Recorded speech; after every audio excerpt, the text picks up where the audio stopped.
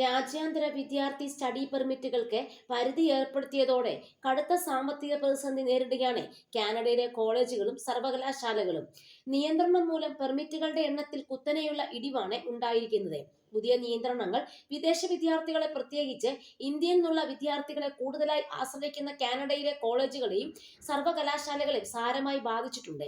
2024 സെപ്റ്റംബറിൽ രാജ്യാന്തര പഠന പെർമിറ്റും കുറയ്ക്കുമെന്ന് ഫെഡറൽ സർക്കാർ പ്രഖ്യാപിച്ചിരുന്നു.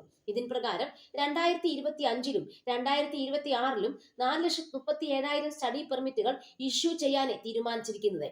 മുൻ വർഷത്തെ വിഹിതത്തെക്കാൾ 10% കുറവാണിത്. 2024-ൽ 4,85,000 സ്റ്റഡി പെർമിറ്റുകളായിരുന്നു ഇഷ്യൂ ചെയ്തിരിക്കുന്നത്. കടുത്ത സാമ്പത്തിക പ്രതിസന്ധിക്കൊപ്പം ജീവനക്കാരുടെ പിരിച്ചുവിടലുകൾ, പ്രോഗ്രാമുകൾ താൽക്കാലികമായി നിർത്തിവയ്ക്കൽ, വിദ്യാഭ്യാസ സ്ഥാപനങ്ങൾ അടച്ചുപൂട്ടലടക്കമുള്ള ആശങ്ക നിലനിൽക്കുന്നു. വരുമാനം ഒറ്റയടിക്ക് കുറഞ്ഞതോടെ പല കോളേജുകളിലെ കോഴ്സുകൾ നിർത്തലാക്കാനുള്ള പദ്ധതികൾ പ്രഖ്യാപിച്ചിട്ടുണ്ട്.